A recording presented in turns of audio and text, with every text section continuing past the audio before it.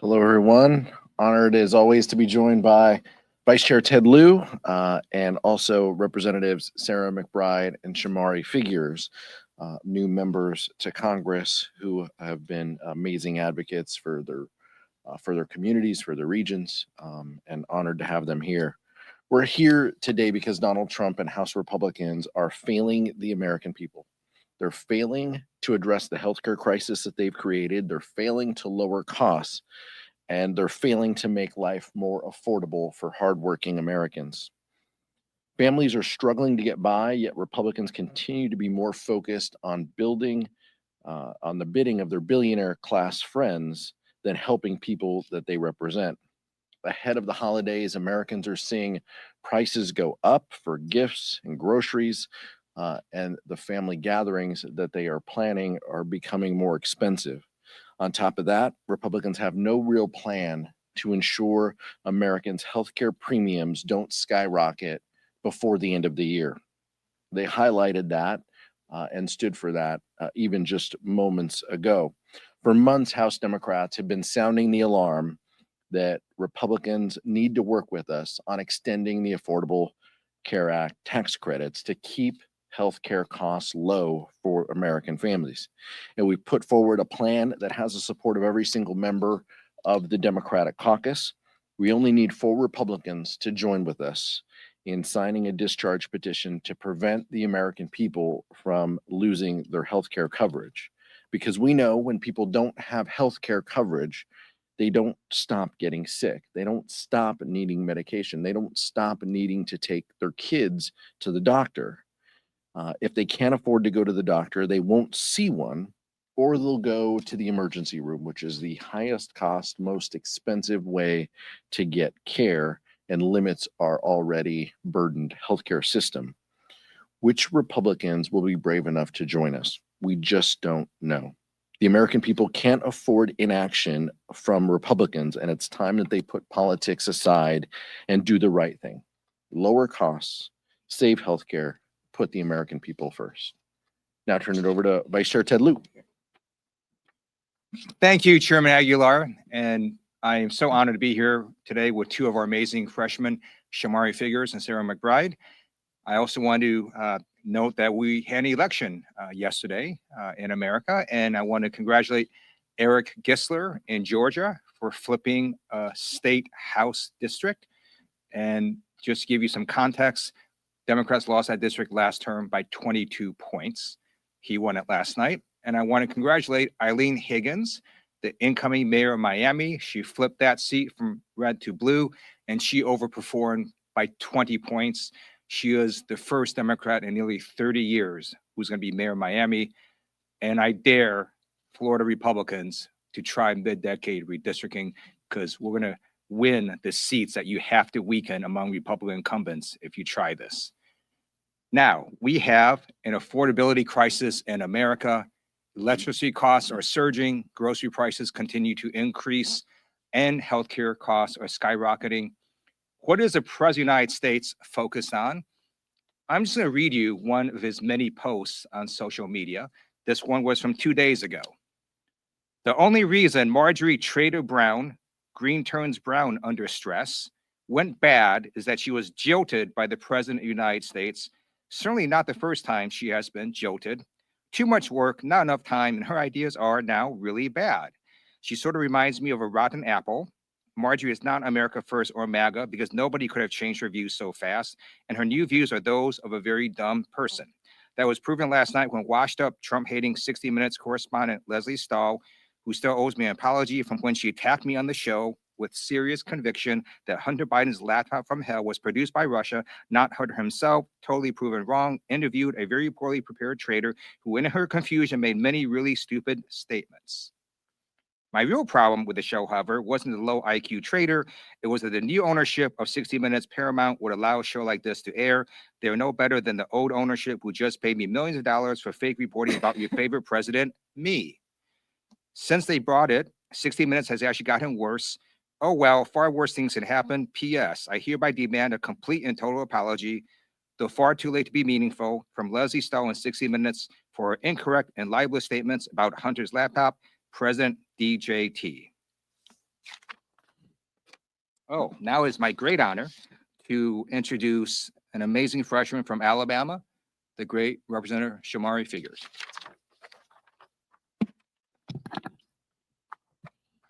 Thank you, Congressman Lieu. Look, we're in the middle of a healthcare crisis, and the stakes could not be higher. Millions of Americans rely on healthcare subsidies to be able to afford coverage, and 50,000 of those Americans are located in my district in Alabama. And it's not just a talking point back home. This is real life for people. I represent one of the poorest districts in the country. The individual median income in my district is just north of $32,000.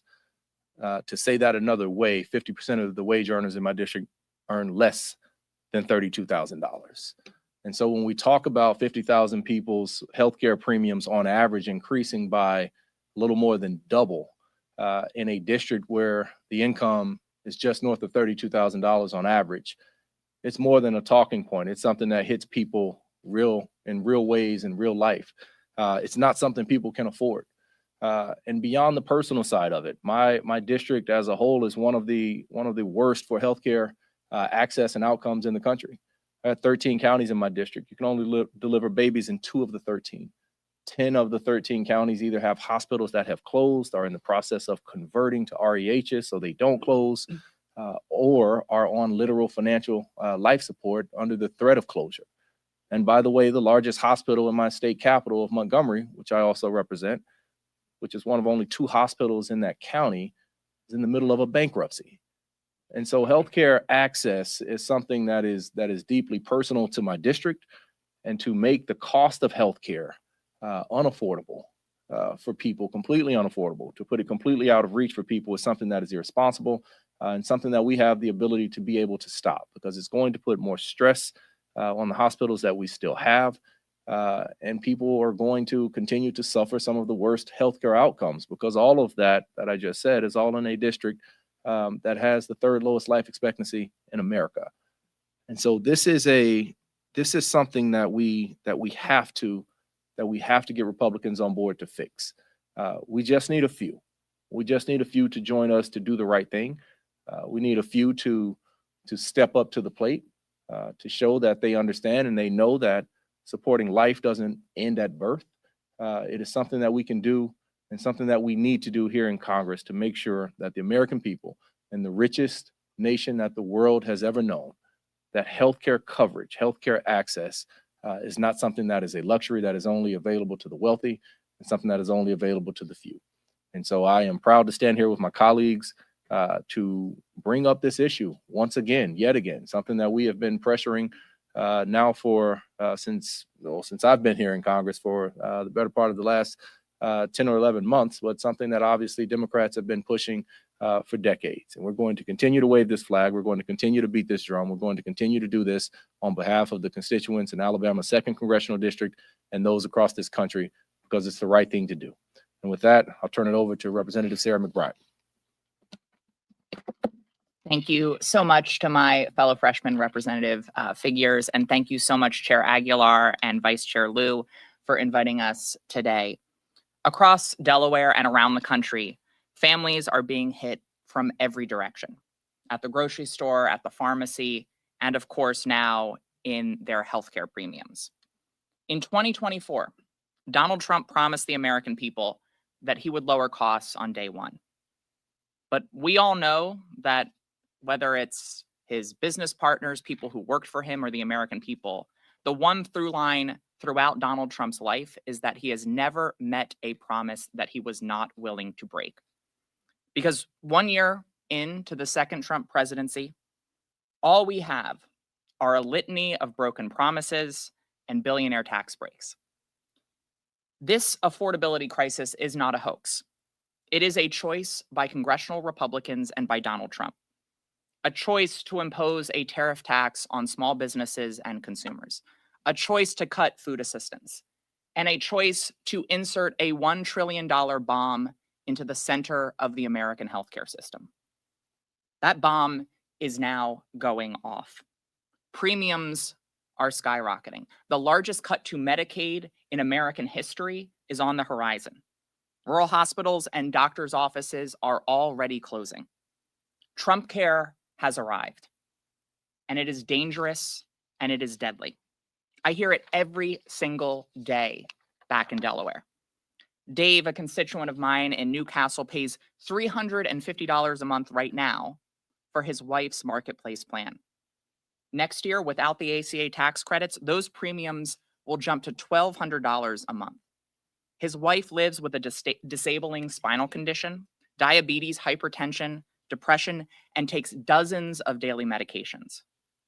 Without this tax credit, they will lose their coverage that is keeping his wife alive. People like Dave are doing everything right, but Republicans in Congress continue to fail them. It's not too late for my Republican colleagues to do the right thing, to make a different choice. As has been mentioned, we only need 4 Republicans in Congress to demonstrate courage on behalf of their constituents by signing this discharge petition to force an up or down vote on protecting care. But I'm not going to hold my breath, because while we are freshmen, while we are new, what has become abundantly clear to us in the last 11 months is the only thing that congressional Republicans are more loyal to than Donald Trump is to cutting the healthcare of the American people. Imagine winning those elections, getting all of that power, and spending all of your political capital on kicking millions of people off their coverage and jacking up healthcare prices for everyone else. People deserve so much better than what congressional Republicans and Donald Trump have offered them. I ran for office after my experience as a caregiver to my husband during his battle with terminal cancer. And I simply do not believe that in the wealthiest nation on earth, any American should have to go without the healthcare that they need to live and thrive. And so long as there is air in our lungs and breath in our bodies, House Democrats will fight for an America where every single American can get the healthcare they need, regardless of where they live and regardless of who they voted for in the last election. And so with that, I'll turn things back over to Chair Aguilar to answer any questions. Thank you, Representative McBride and Representative Figures. Andrew?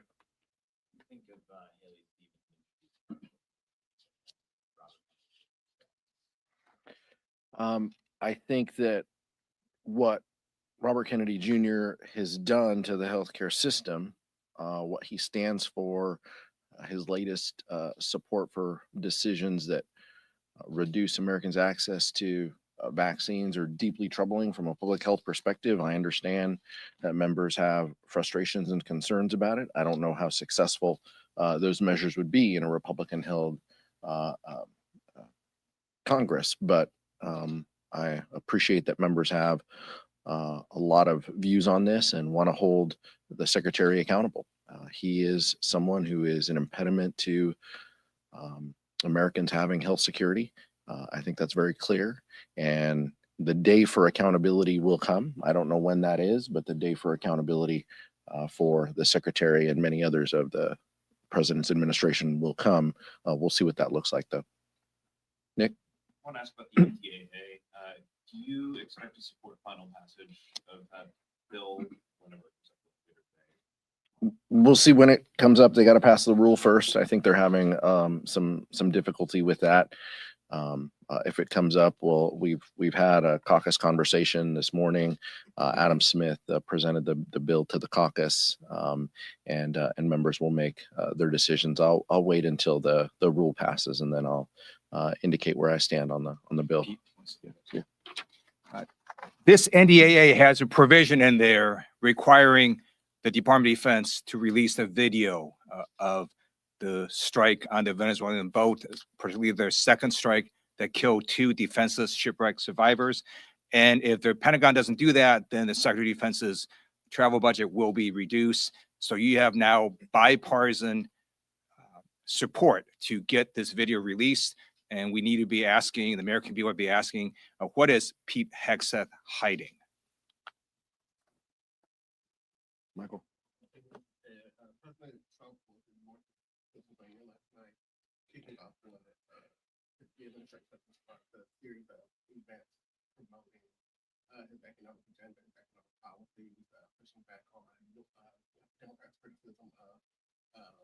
role in the affordability crisis. Republicans believe that the more he's out there, the better it is for them and their voters to hear from the president. I wanted to get your thoughts on, do you believe the more that President Trump is out there, that it's advantageous to the case that you all are making about the affordability crisis, given that he's possible in a con? And just what do you make of the fact that they say that he's going to be out on the road a little bit more, speaking about his agenda and kind of looking to refute some of the criticisms that you all have voiced against him on the affordability crisis? Sometimes it's a long 16 blocks from Capitol Hill to the White House. Clearly, it's taken the president quite a long time to understand the affordability crisis that we're in. I think the event yesterday was one of the first I've seen that the president wasn't attending a sporting event or something else. But saying that the economy is a plus, calling the affordability crisis a hoax, these are things that the American people just know aren't true. He's lying. House Republicans are lying. They know that. They know that the affordability crisis is at their doorstep. They know it is more difficult to live under the Trump economy than it was previously. And they're holding him accountable. And that's coming through, not just in public polling, but it's coming through in our elections. In every election that we've seen, special elections from last night to Iowa months and months ago to everything in between, New Jersey, Virginia, Mississippi, Georgia. I mean, all of these Republicans continue to underperform because they have no real solutions. They won't solve the affordability crisis. They're only making it worse. And the American people are smart enough to know that. So I don't think that there's anything that the president can do, because clearly every time he gets in front of a microphone, he's saying something that is an outright lie, and the American people know it. So I don't have any problem with him continuing to go out around the country and to talk about this, because the polling clearly shows that folks aren't paying attention and that they know better. Yeah. Oh, yep. Sarah, then Ted. Just a couple of things. First of all, the idea that the American people aren't hearing enough from Donald Trump right now beggars belief. I think everyone in this country hears enough from Donald Trump, and having him go out on the road and stand in front of a sign that says affordability isn't changing that. It also doesn't change the fact that they have no plan to tackle the affordability crisis, and that Donald Trump himself has continued to deny this crisis, calling it a hoax. I think his handlers in the White House are making the same mistake that his handlers in Trump 1 made, which is thinking that they can put together these events and keep this president on message in the way that they want him to be on message. He is always going to speak what he believes, and what he clearly believes right now is that he's doing a great job, that prices are fine, the economy is working well, and that everyone should just go along and get along. I strongly support President Trump going on the road. Even though he is old and weak and has trouble staying awake at cabinet meetings, I am begging the White House to please send Donald Trump to every swing House district. Many people say that Congressman David Valadao in California would love to have Donald Trump visit. Donald Trump can talk about how tariffs are helping the farmers. He could talk about how the racial profiling by ICE is helping Valadao's constituents. And he could talk about how the Medicaid cuts are owning the libs in David Valadao's district. I would love for Donald Trump to go to every House swing district. I think that sums it up. Yeah.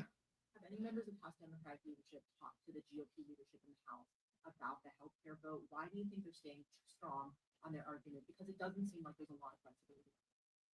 I can't speak for other members of the leadership team. I can speak for myself. I haven't had any conversations with House Republicans. They continue to recycle old priorities. The priorities that they laid out today in their conference meeting and in front of all of you previously are all old ideas, 10, 15-year-old ideas that reflect where Republicans are, that basically say if you have money, you can put some money aside to help with your health care. It does nothing to address the millions of people in Alabama's 2nd district who are losing their health care and around the country.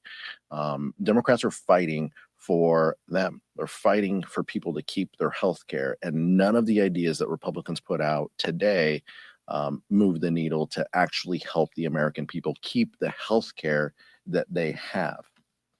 Can I just say Yeah. something? I'm sorry. Just briefly on that, with regard to the Republican conference's proposals, quote unquote, on the healthcare affordability crisis, the one that they created.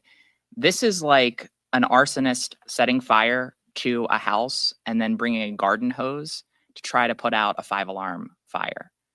These are no solutions to actually grapple with the healthcare crisis that they created. The Republican healthcare plan was the big ugly bill.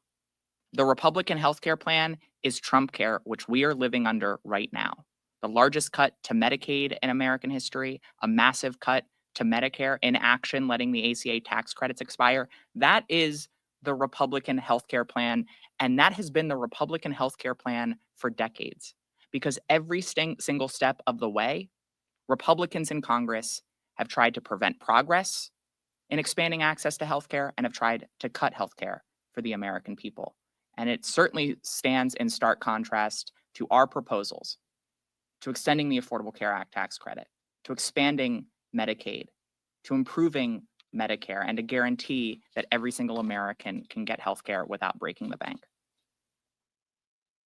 In the middle of this affordability crisis, there is one concern that the construction of these AI data centers in rural communities specifically could be increasing the cost of utilities like water and electricity. Do Democrats see this as a priority? And if so, is there any bipartisan consensus that this needs to be addressed? Democrats see rising utility costs under this Republican administration as a priority. We see the data, we see the numbers go up. Vice Chair Lieu, I'll let speak, is convening some stakeholders to speak with members of the Democratic Caucus on these issues. We think rising utility costs are a concern for the American people.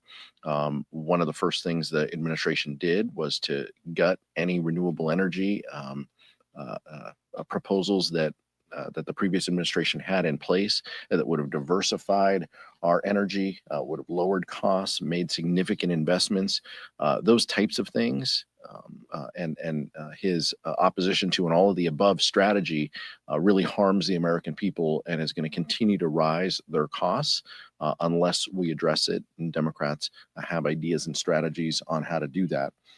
But we're going to need to ensure that we have the gavels in order to deliver on that. Sure. There are a number of reasons why electricity costs are surging under the Trump administration, outpacing inflation. The tariffs, for example, do increase the prices of many products, some of which these utilities do use.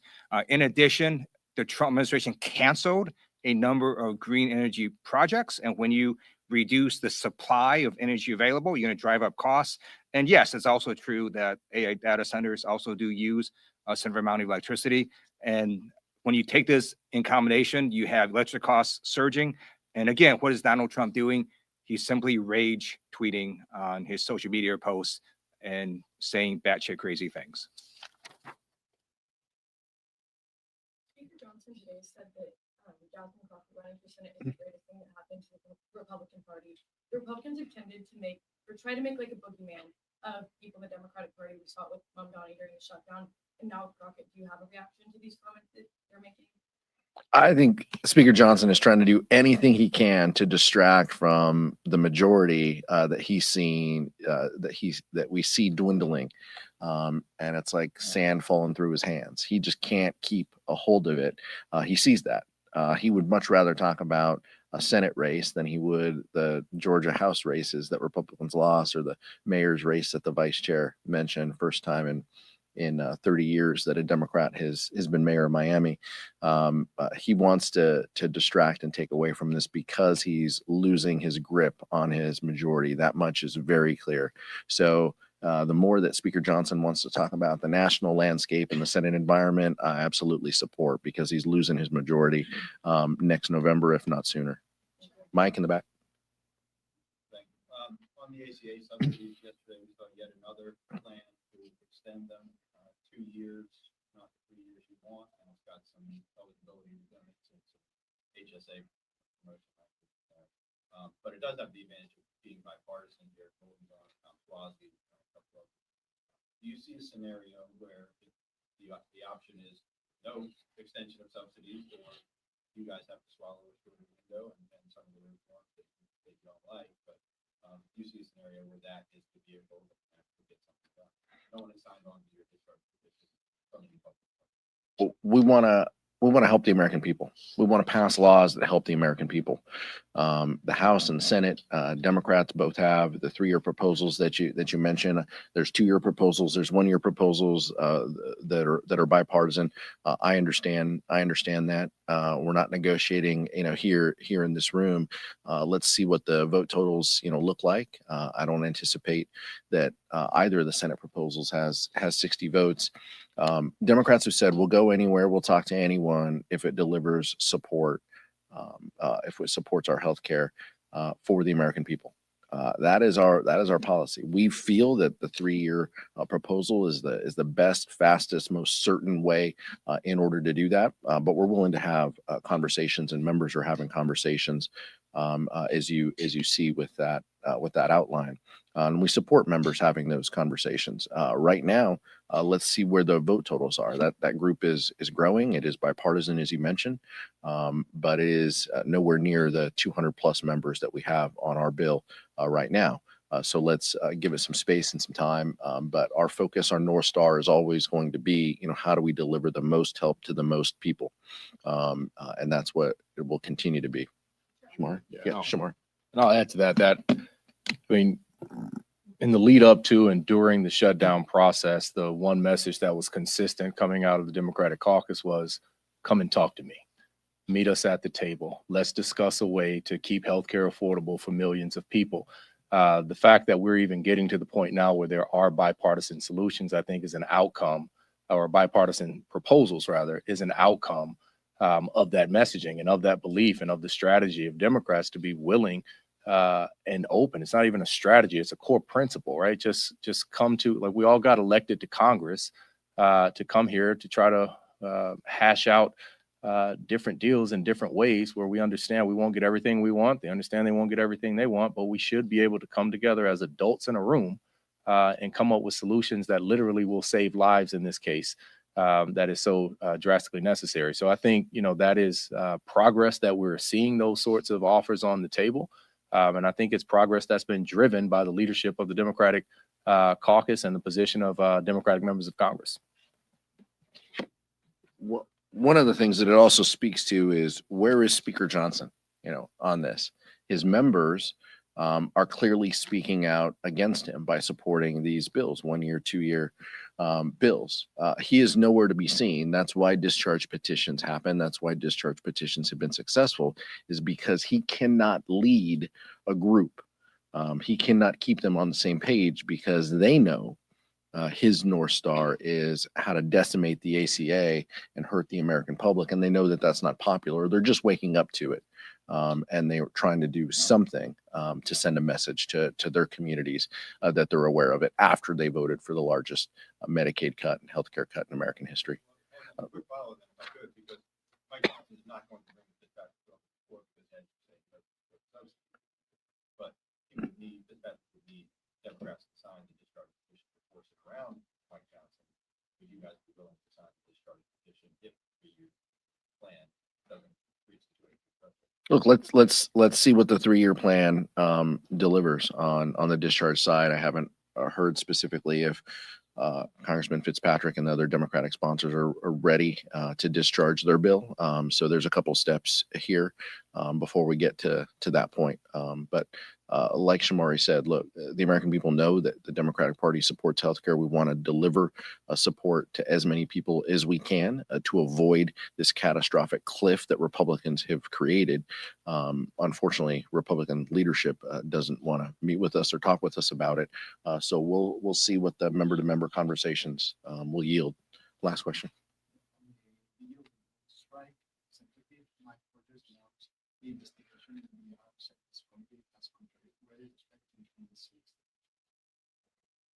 Well, the administration needs to brief all members of Congress. Some members of Congress have been briefed. I think all members need to have access to the video and to a comprehensive briefing in a classified setting, as well as whatever report is done by the House Armed Services Committee needs to be available for all members to look at and to view.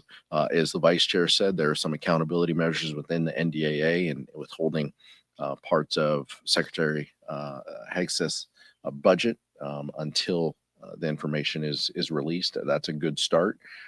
We need more of this information, and we need to ensure that we understand what the